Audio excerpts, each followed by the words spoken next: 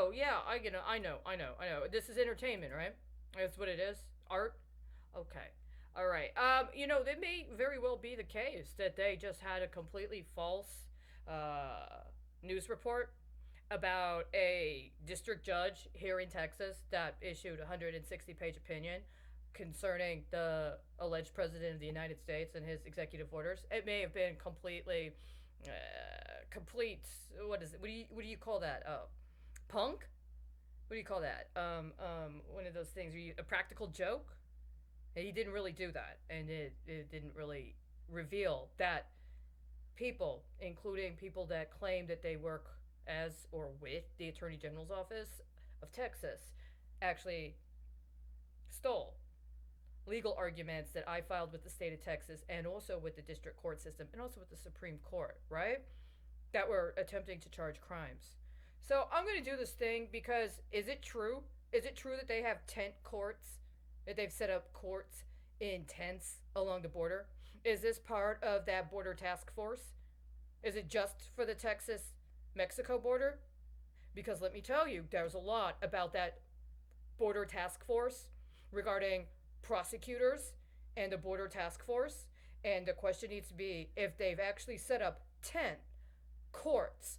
Are these immigration proceedings? Or are these some sort of simulation of legal process that would be an offense before the Uniform Code of Military Justice?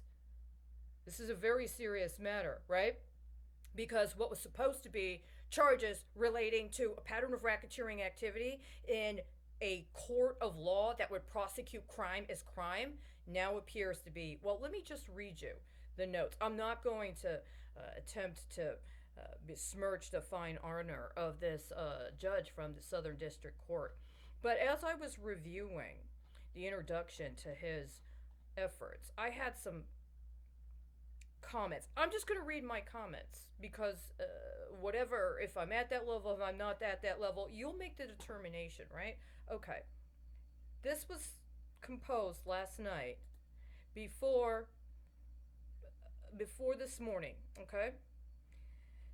It said, if you did not proxy me as an immigrant and instead let me get my own small business, my own licenses, rather than stealing my identity to farm out to goodness knows how many people, including and especially immigrants, which allegedly justified changing standards to permit for the piggybacking scheme that was evident in the ASNT standards changes last July, then there would have been more options for giving work visas to people for the specific kinds of jobs that someone else is trying to get them to do as medical assistants or alleged humanitarian assistants.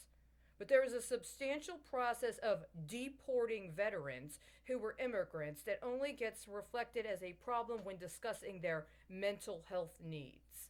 Why? This judge specifically used the word wholesale 3 times thus far. Are these the major retail markets they were created for? This is in reference to him discussing matters related to the executive branch's failure at this time led to costs and consequences borne by the states, the citizens of this country, and its legal immigrants.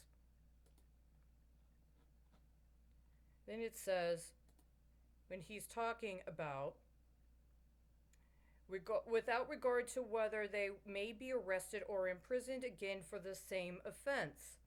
Is this connected to the special decision by the OCC about the 1-year rollover contracts that can carry over an appropriation from 1 year to another? And the Attorney General of the United States has what relationship to bonds over and above local district's attorney or attorneys general? And it says a decision relating to such release shall take place in accordance with a procedure. The text of the statute says sentence. However, the court notes it should probably be sentenced, as in the past tense. What would a discretionary release of such a sort by the Attorney General do to any contract that was connected to the bond on the detention? Would it be a terminating option, as in killing the contract, Or would it present some other form of possible redistribution or recirculation, including potential recharacterization, if it were to be done at the behest of the Attorney General? Then it discusses the specific codes of law in this particular opinion, including the Anti-Terrorism and Effective Death Penalty Act of 1996 and the Illegal Immigration Reform and Immigrant Responsibility Act of 1996. These are apparently the authorities that were invoked in this specific proceeding. And then I say, it is important that in 5 days, there is the anniversary of the Anti-Terrorist and Effective Death Penalty Act of 1996. That is now 3 days. And it discusses the detention and removal process under Section 240 of the Immigration and Nationality Act, quote, 240 proceedings, commences when DHS files a notice to appear, NTA, against the way he described it, or non-citizen who are designated as respondents in immigration court. Then it says, see what is reported here now as that executive order on veterans who served in Uzbekistan from January 5th, 2021, and compare with recent announcements regarding Afghanis fleeing to Uzbekistan. Why? Because I distinctly remember before May 1st of 2021, certainly before May 5th of 2021, that reflected on the office of the White House, including prior to the alleged inauguration of the alleged current president, Joseph Biden, there was an announcement, an executive proclamation by Donald Trump concerning bankruptcy protections dated for January 5th of 2021. Now the official electronic record reflects different executive actions by Donald Trump for that time frame, including an executive order alleging that it is associated with concerns regarding veterans that are returning from service in Uzbekistan. This was as recently as the last 48 hours. American military and members of the American military who have served in Uzbekistan have been involved in a specific kind of exposure risk, as I understand, that is unique to those who have served in Uzbekistan. The timing of that as a supplanting of what was previously available as information connected to bankruptcy proceedings is alarming, as well as information regarding the actual pieces of legislation signed into law by Donald Trump on January 5th of 2021. I have a video elsewhere on my YouTube channel where I speak specifically about events that happened on January 5th, 2021, and my concern that they're connected with actions that happened in December of 2020.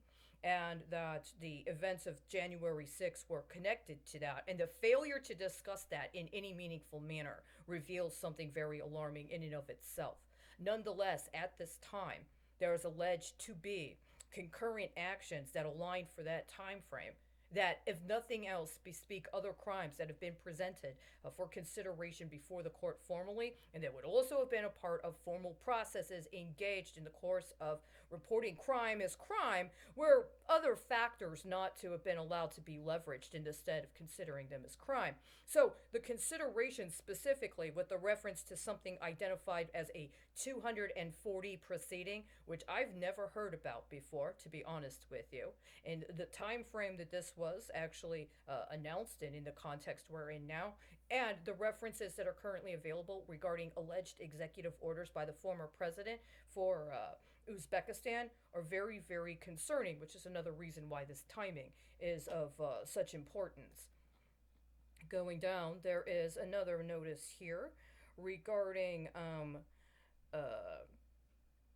the difference between the custodies by officers in the executive branch, and then the 3 different ways that one is taken into custody: nice arrest and execution of detainers after local police stop, or after completion of incarceration for a prior criminal conviction. I say this also involves 3 different types of bonds and or sureties.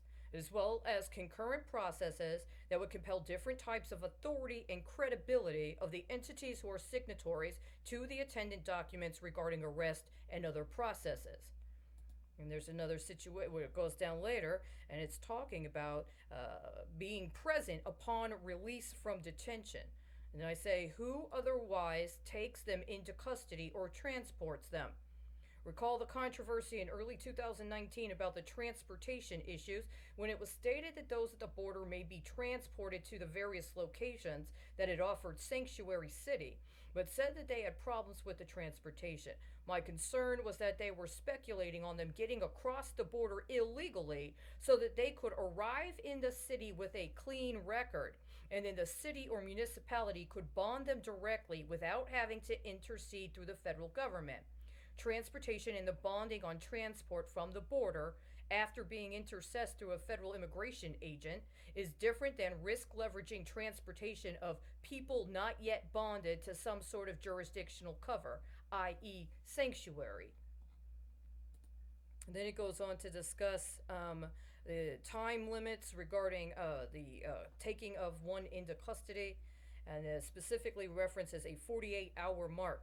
And I say 48 hours has many implications, and it is short of the 72-hour period regarding many estate claims connected to bonds, i.e., this process identified in many estate proceedings known as replevy, which can be requested within 72 hours, which is distinct from 48 hours, which gets into a concern, including if one is talking about an emergency detention after 72 hours, requires another kind of intervention through or intercession through the court.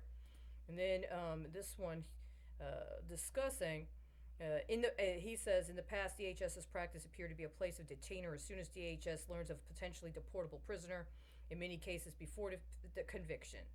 And then I have an extended thing. This is important because A, there are racialized relationships regarding immigrants employed in transportation, and what sort of transportation versus immigrants employed in or as law enforcement, and that bonding is different.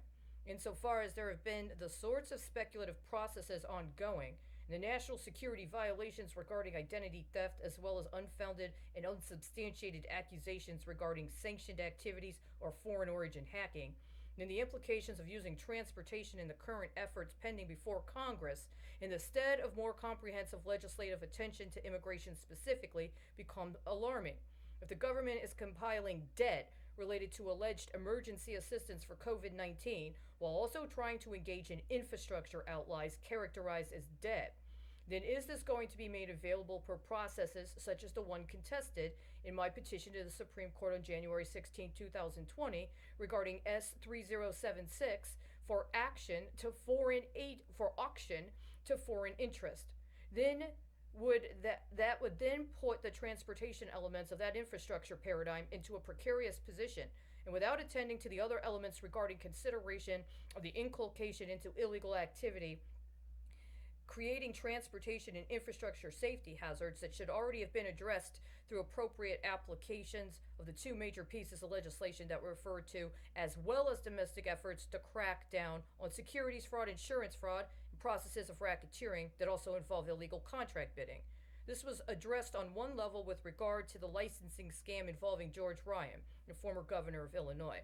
However, while that was not followed up on, what did end up occurring instead was the implementation of a national database regarding people who have been convicted of alcohol-related driving offenses that I contend would qualify for consideration akin to what was mentioned in my petition for quo warranto 18-0600, and also speaks to concerns specifically regarding the database problem regarding other DOJ